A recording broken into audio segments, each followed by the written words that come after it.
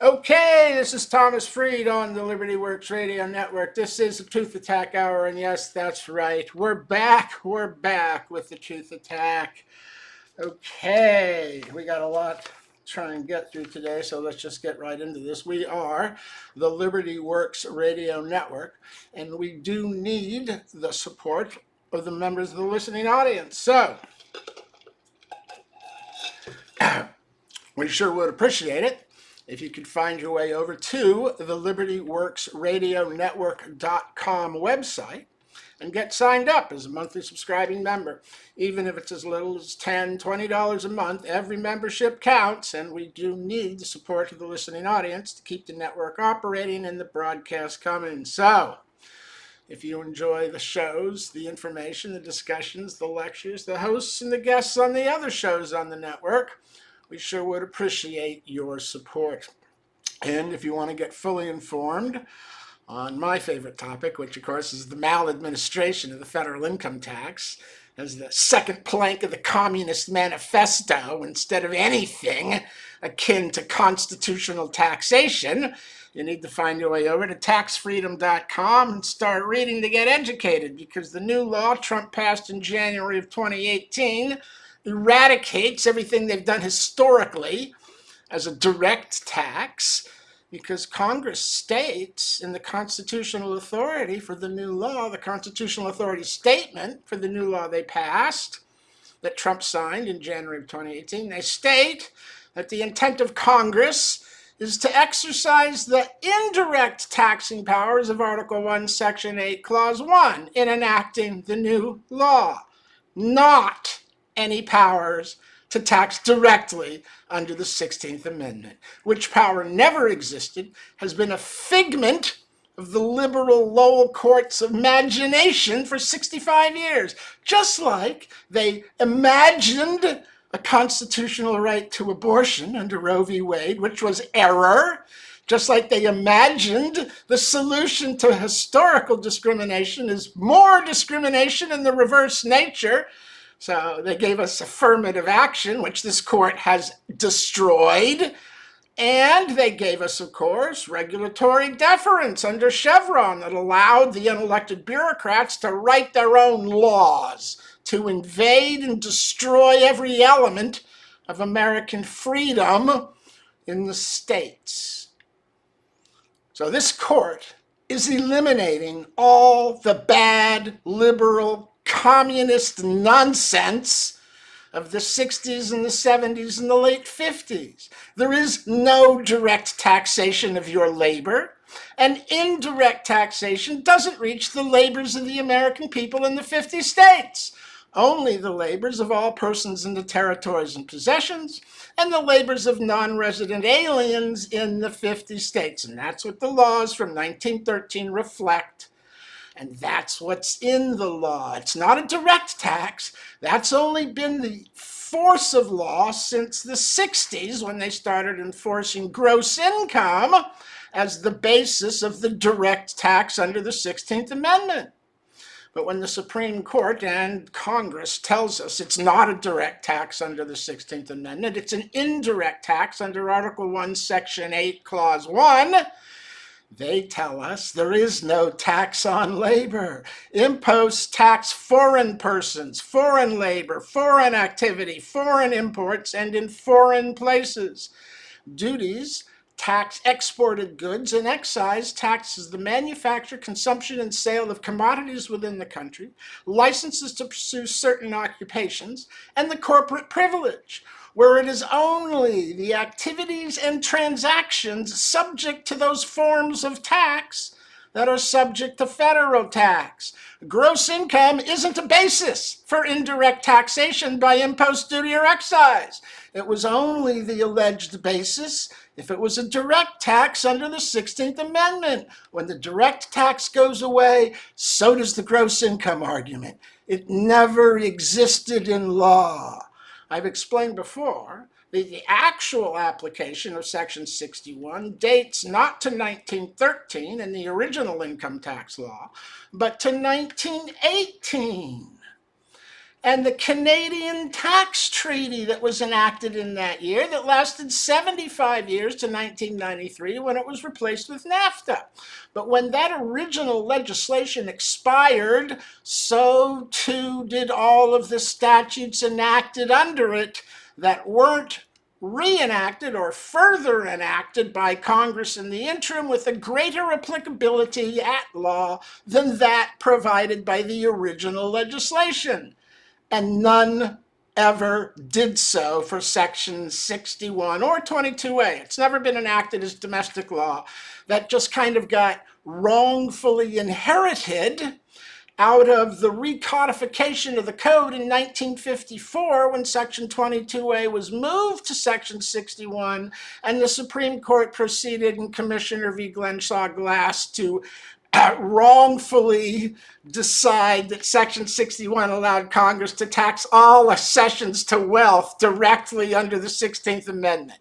And that's been the basis for the fraud perpetrated ever since. Gross income is the basis for taxing. Where is rent taxable by impost, duty, or excise if not earned by the foreign person or in a foreign possession? How is interest? How about salary, wages, annuities, alimony? Well, where does any of this become taxable to the federal government by impost, duty, or excise? None of the sources in Section 61 are subject to federal tax unless they're earned in a territory of possession or by a foreign person or by a corporate or licensed person. The tax doesn't reach any of those sources for the citizens. All of those sources are part of your right to work and acquire, possess, own property, and to grow that property through a proper management of it. None of the sources in Section 61 are a valid basis for indirect taxation.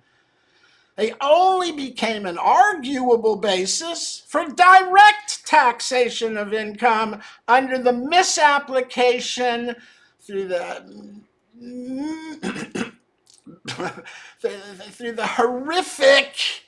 horrific interpretation, judicial legislation of the lower courts, claiming the 16th Amendment authorized a direct tax, even though the word direct isn't in the amendment, even though there's no enabling enforcement clause to authorize Congress to write law for any new power, and even though the interpretation engineers an inherent and irreconcilable conflict with two pre-existing Article 1 provisions. 1, 2, 3, no capitation or other direct tax shall be laid unless in proportion to the census, and 194, or 123 is all representatives and direct taxes shall be apportioned to the states, and 194 is no capitation or other direct tax shall be laid unless in proportion to the census. So all direct taxes are still subject to the two limitations. There's no such thing as a non-apportioned direct tax, and that's what the IRS has publicly pronounced it's enforcing, together with the DOJ, for 50 years. This is their position in the IRS frivolous positions paper that they present as their argument at law in the courts. Here's a whole bunch of decisions from the lower courts that say it's frivolous to say the income tax is not a direct tax under the 16th Amendment. And now that's exactly what Congress says, and that's exactly what the Supreme Court says in the Moore decision last year. Everything the IRS has been doing for 50 years, everything the DOJ has been doing for 50 years, everything the lower federal courts have been doing for 50 years, just like Roe v. Wade, was unconstitutional nonsense. Just like Dred Scott, just like Korematsu, just like all the bad decisions this liberal Supreme Court gave us in the 50s and the 60s, perverting the application of the law and subverting the Constitution with the sedition of their judicial legislation, rewriting not only the statutes, but the actual Constitution by inserting words that aren't there, that destroy the citizens' protection from direct and tyrannical taxation of earnings, labor, and revenue.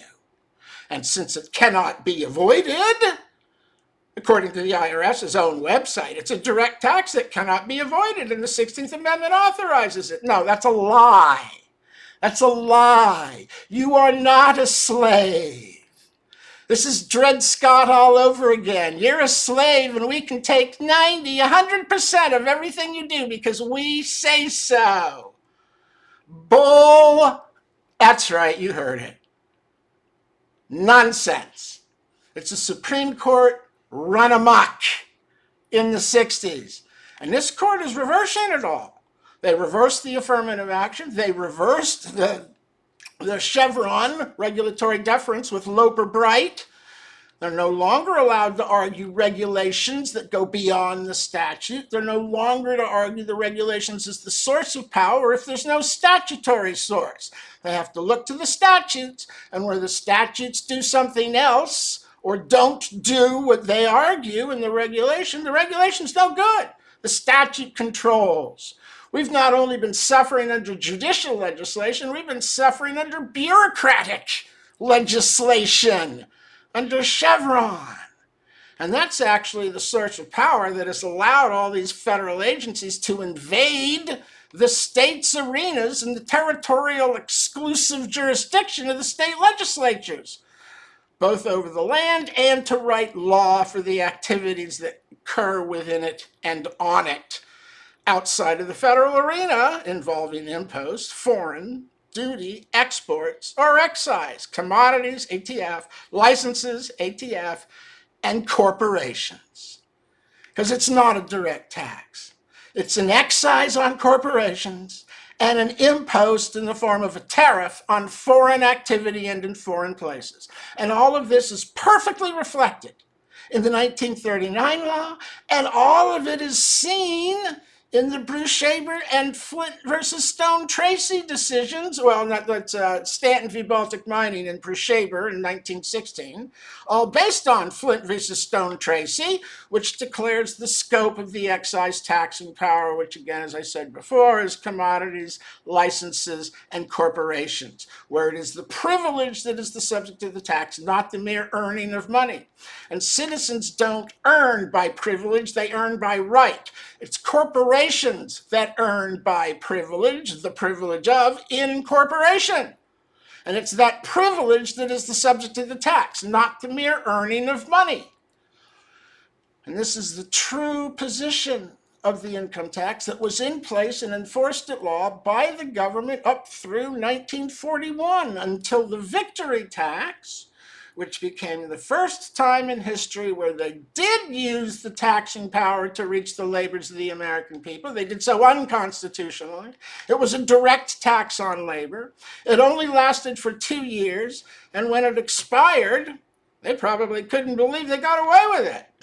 And rather than risk another unconstitutional tax, they just wrote law that sustained the collection by withholding system without any underlying tax imposed after the victory tax expired. They just left it up to you to ask for the withholding on a W-4. So your employer is never doing anything to you other than doing what you asked him to do. No one can force you to pay a tax before it's due next year on April 15th. So they've bamboozled you into asking for it so they get the free use of your money for 15 months. And then, of course, as I've explained, it never goes in the Treasury anyway. It all goes around the Treasury to the Federal Reserve Bank because it's not a system of taxation at all. It's a system of involuntary servitude where the American people have been conscripted into working to service the $37 trillion in debt owed by Congress to the Federal Reserve Bank, who are the actual recipients of all of the money taken from your pay and all of the money sent in on April 15th. Not one penny goes to the Treasury. It's not a system of taxation. It's communism, graduated taxation, class warfare, divide the people, keep them fighting amongst themselves, and never notice it's the political class that's looting the Treasury and destroying the nation and the quality of life of the people for the political class's benefit and gain, not the American people. Oh, look at what's happened. The politicians are all millionaires. All the people are fading away. We'll be back in 5.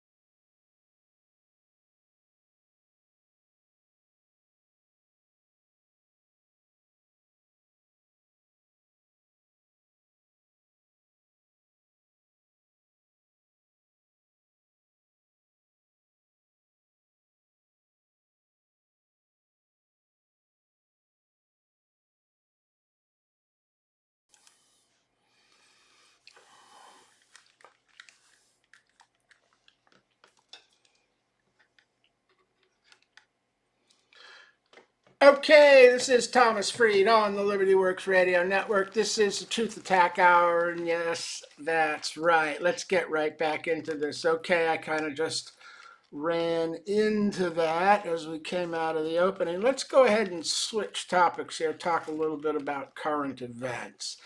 I've talked about before about how the Democrats are always projecting everything they accuse the Republicans of, they're actually in the process of doing. And here it is again, another example. It's been a while since I've done current events, so some of this is a little bit old. But Letitia James, the New York Attorney General, who went out of her way to lie, defraud the jury about Donald Trump's alleged misrepresentation of the value of his property in Florida, which was actually not overvalued. It was probably undervalued. And of course, the bank from which the loan was obtained had absolutely no problem and was actually part of the process by which the valuation was agreed between the two parties, Trump and the lending bank. And the bank, of course, testified the loan was prepaid on time, no penalties or interest. It was a satisfied loan, so much so the bank wants to do business with them again. But no, Letitia James said he artificially and fraudulently inflated the value of his property to obtain the loan, which of course was not true, which will all come out ultimately, I'm sure. But of course, it turns out that Letitia James was doing the exact same thing with her property. She lied on the filing reports, misrepresented a 5-unit as a 4-unit, got tax breaks and loans based on the false representation and lying on the mortgage forms as to the nature of the property. So now she's being investigated, if not prosecuted, for the exact same mortgage fraud in factual reality that she fraudulently accused Donald Trump of doing in Florida. Oh my God. And if that doesn't convince you, take a look at what the Democrat Party is doing now. They've chosen not to defend the citizens who are attacked by criminal illegal aliens or are murdered by criminal illegal aliens. They're defending the criminal illegal aliens. They're all yelling and screaming about due process when the immigration courts have already ruled on the matter. Oh, the immigration court ruled, so pick them up and kick them out. Oh no, there's no due process. Of course there is. The immigration court ruled. What the hell is wrong with you people? You don't get 2 hearings. They're illegal aliens. They have a different set of rights than citizens. They're controlled by the immigration laws, which Congress passed, not Trump. But no, the Democrats are defending the criminal illegal aliens. And what was their attitude about citizens? Well, why don't you look at January 6th to see how the Democrats felt about citizens. They kept 1,600 of them locked up for 2 to 4 years with no trial date, no due process, no charges, no crime. A mostly peaceful protest. Oh no, but they all got painted with the violence of just a few. Mob rule. The one gets applied to the many. Oh, but not with the illegal aliens. With the illegal aliens, the fact that they're all in MS-13 or Trinidad, we're going to ignore that and treat them one by one, case by case. Well, this is what the Democrats have chosen to do, to defend the criminal illegal aliens rather than to defend the American citizens. They chose to prosecute the citizens and let the criminal aliens walk across the border and commit millions of crimes. How do I know? Because all the drug deals are being perpetrated by the criminal illegal cartel gang members. And those are crimes that are not reported, aren't they? Because both sides of the deal want the deal. But they are crimes, and there are millions of them being committed every day by the illegal aliens that Joe Biden let in and take over our city streets. And Donald Trump is trying to clean up Biden's mess at the border, in the streets, with the budget, in the trade, with China, with Mexico, with Canada. And everyone's yelling and screaming about the tariffs, the tariffs. People don't understand. Do you know there's a 700% tariff on American rice in Japan? There's a 300% tariff in Canada on American dairy products. There's a tariff in Europe on American cars, meat, chicken, all over the country, all over the planet.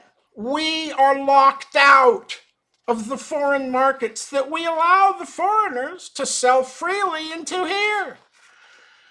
And what Donald Trump is trying to do is to reset the global economy to make America a producer nation again that can sell into foreign nations rather than continue to exist as the debtor consumption nation. It's a debt-based consumption economy since the mid-70s.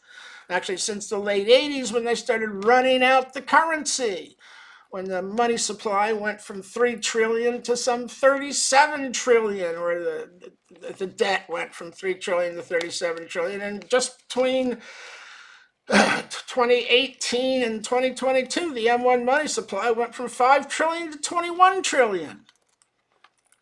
Of course, it's all sitting on the sidelines at Wall Street, which has reset itself and come back to what finally can be seen as a reasonable level.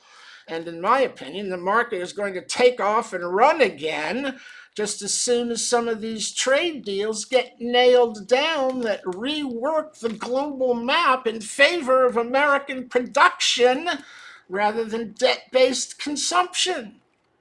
As each new trade deal comes down, America will be placed into a stronger position to do business with the future.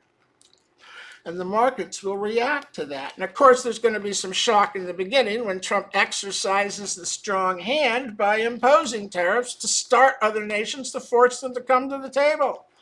But they're already coming to the table. South Korea, India, Japan, Europe, these are all parties that are at the table with 30 others renegotiating the trade deals. And what's going to come out of it is a more level playing field for American companies to sell into the foreign markets.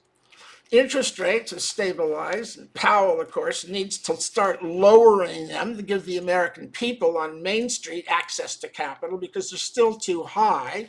But oil has come down. It's like $62 a barrel. That means the price of gas is going to continue to decline, which will give Main Street a break and hopefully allow prices to stop rising, maybe even come back a little bit if the price of oil drops below $60 a barrel.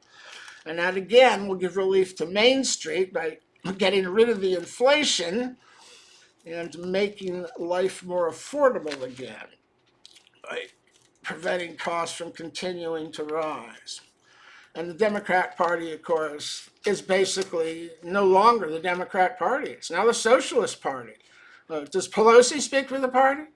Does Biden speak for the party? He's irrelevant. He's gone. Who knows where he is? How about Schumer? Is he leading the party? Who's leading the party? Who speaks for the party?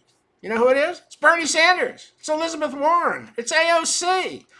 This isn't the Democrat Party anymore. It's the Socialist Party of America. They've become the Socialist Party. And they're pushing socialism, not private property, not prosperity, but redistribution of wealth. Take from the rich to give to the poor, to buy the votes till there is no more. And that's the story of socialism. They use up all the wealth in their country, and then they conscript the labor force as a slave labor force to support the government.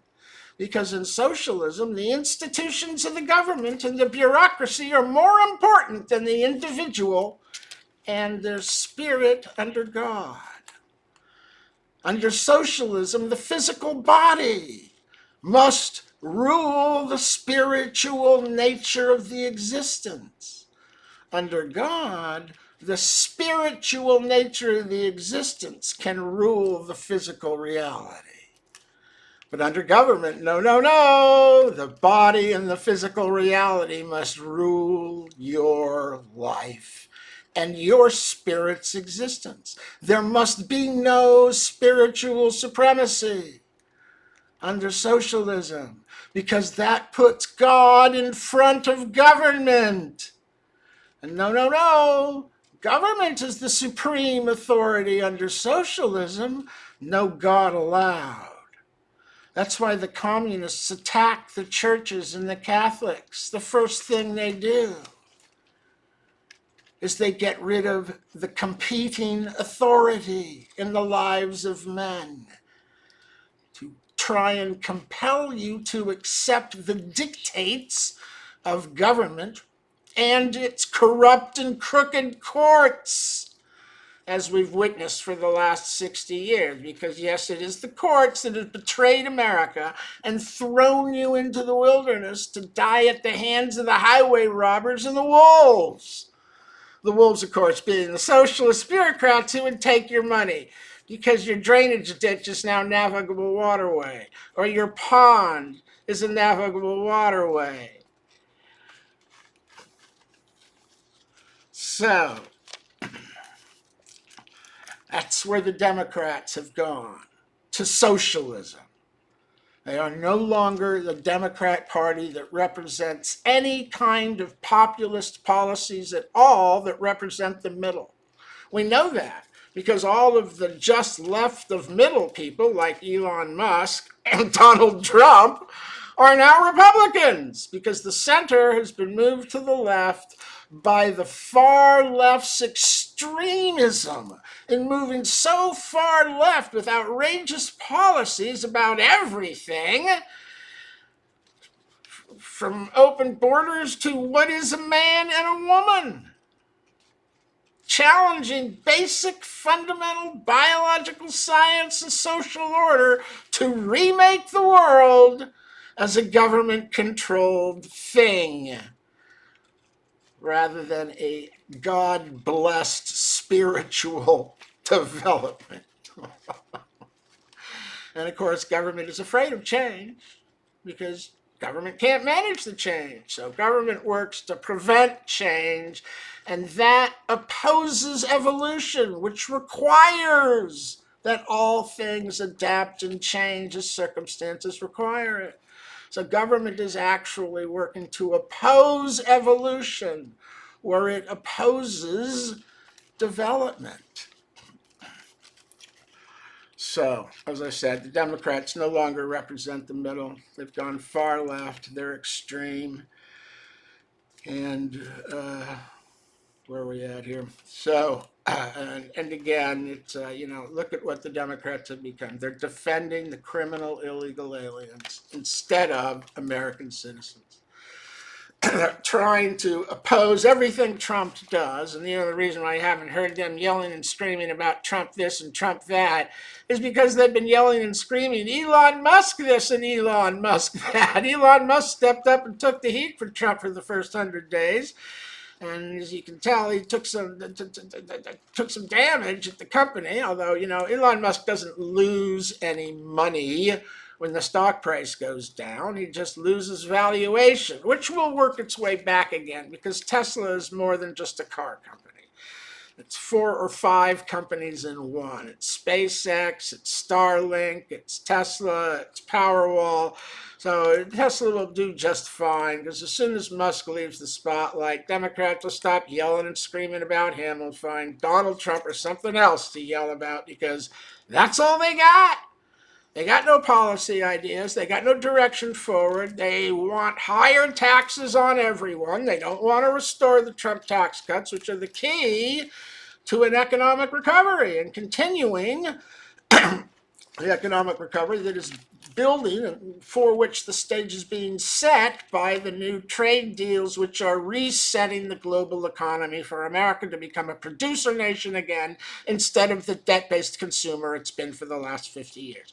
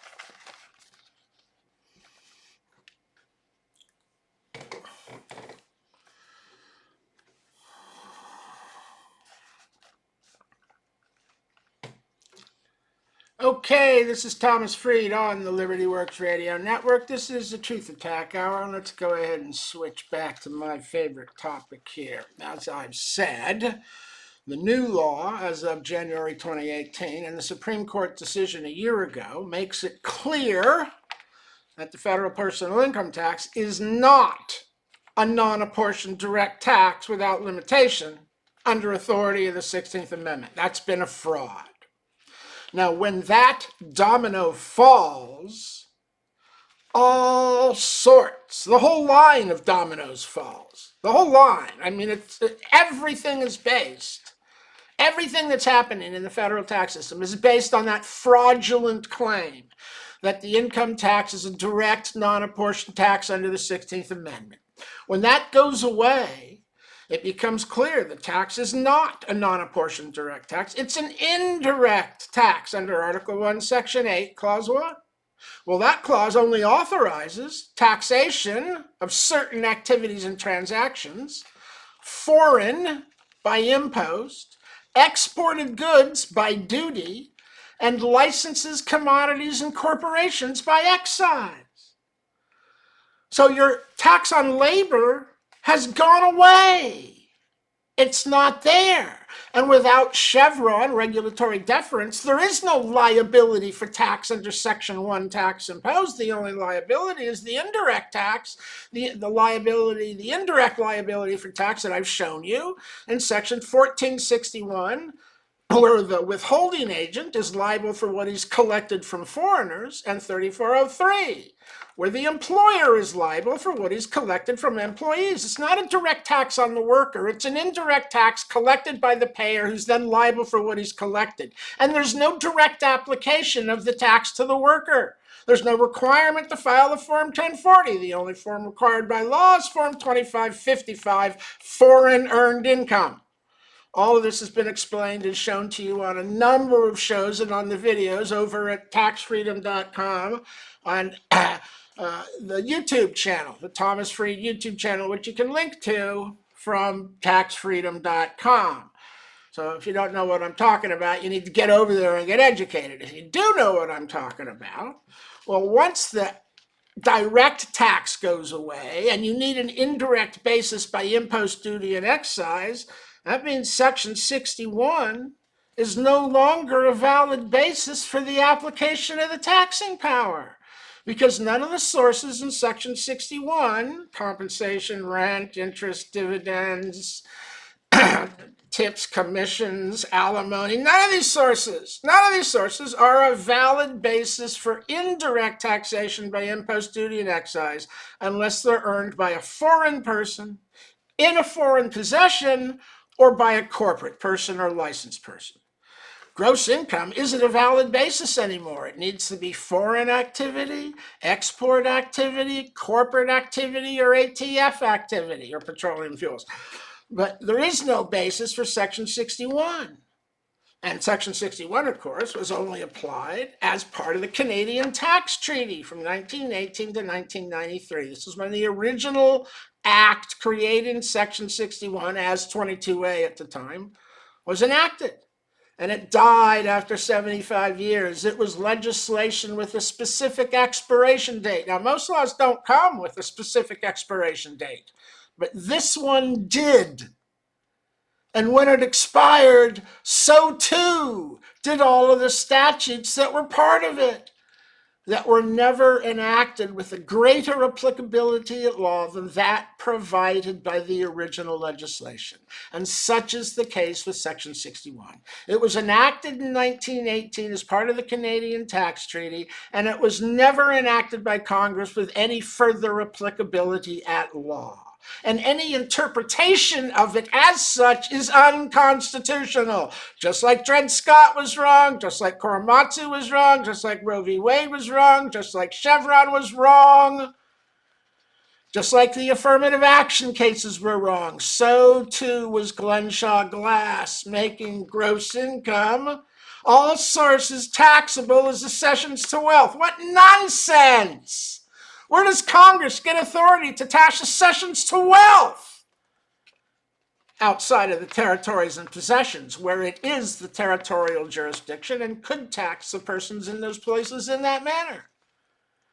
There's no basis for that in the 50 states. That's communism.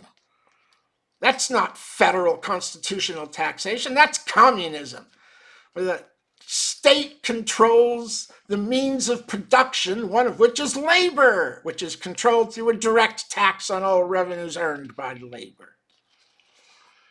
Now, why is this so important?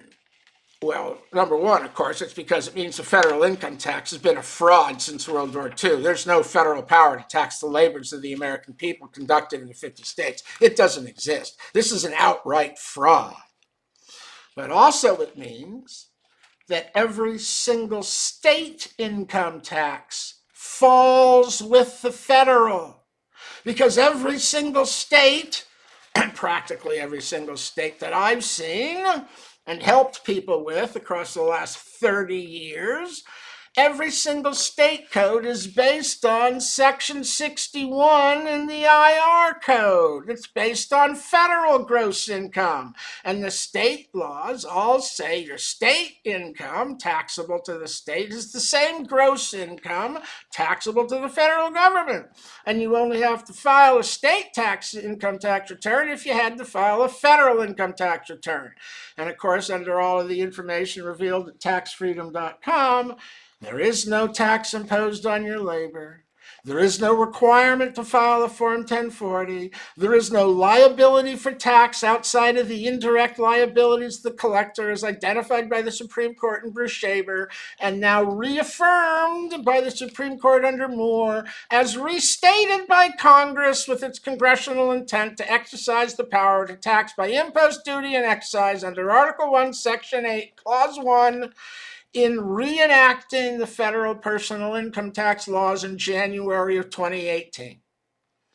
Everything the IRS done is based on bad case law that is gone because it must all be reviewed de novo out of the new after the new income tax law, especially in light of the most recent Supreme Court rulings and more, where they explained the constitutional foundations for all taxation by the federal government. They didn't just rule on the Mandatory Repatriation Act element of the new tax law. They reviewed the entire constitutional history, and that applies to every single tax case in the country.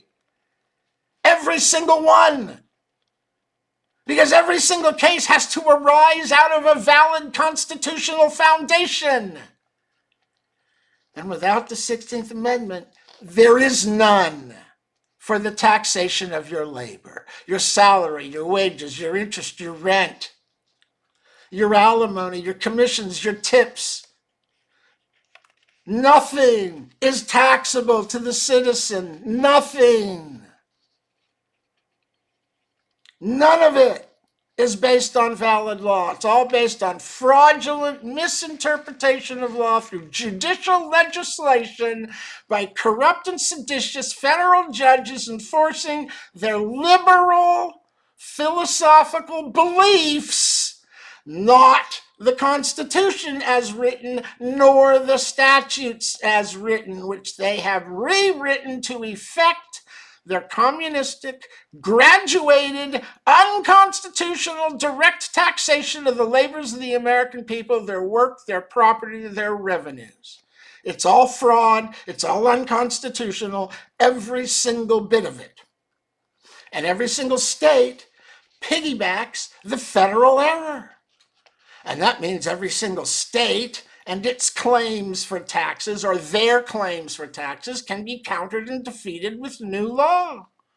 Just like the federal courts have to review everything de novo, so too do the state courts, because most of them have a conformity requirement. The state law uses gross income and must conform to the federal law, so that where you have a requirement to report in the Fed, you have a requirement to report in the state. And where you have no requirement in the Fed, you have no requirement in the state. All you have to do is be able to use the law to show them how you realized that, which is what you'll get over here at taxfreedom.com. We give you the education and the documents to prove to anyone, including the state, including the IRS, that you don't owe a Form 1040 simply because you worked and earned money. That is a fraudulent, communistic concept. And of course, the tax being a graduated tax with different tax brackets isn't uniform either. And the power to use tax brackets is based on the power of Congress to discriminate against the inanimate commodities and articles of commerce subject to the tax by excise, and the inanimate corporate person subject to the tax by excise. The foreign person and the licensed person, the privileged persons. It doesn't tax people that earn by right, only the privileged. And the state taxes all fall. So if anyone is having problems or knows anyone who's having problems with either the IRS or their state income tax, you should send them over to taxfreedom.com to read, and then to irszoom.com to get the document templates they need to answer the letter. I've got a whole section there to help people answer claims of the state, which are all based on state law that says, hey, everything you earned under Section 61 in the federal code is taxable to the state. Well, what happens when Section 61 only applies to income earned in Canada? Canadian tax rate doesn't apply to domestic income. And we can prove that with the published law. We can prove it with the law in 1913. We can prove it with the law in 1939. We can prove it with the law in 1986. We can prove it with the law in 2024. The whole system is a fraud. It's unconstitutional communism, which is what the seditious lower court judges have been enforcing. Socialist communism, class warfare that divides the American people, breaks them into different classes, treated differently by different laws through different rates of tax that tax each class at a different level, thus engineering a system of class warfare that has each and every class calling out for the government to interfere to help that class and tax the other two classes higher. Upper class, middle class, lower class, different law, and a class warfare system that the Congress utilizes to usurp more and more power. Congress has no authority to discriminate against the American people on any basis. Not race, not religion, not color, not gender, not sexual orientation, not age, not national origin, and not wealth, not property, and not income. It's discriminatory class legislation that is absolutely 100% communism.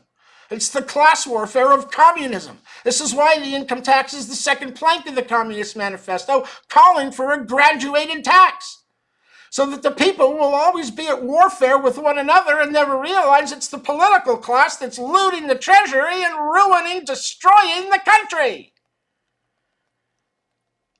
It's all a lie perpetrated by the sedition of the judges. The federal judges have thrown you into the wilderness to die with the wolves or the highway robbery men,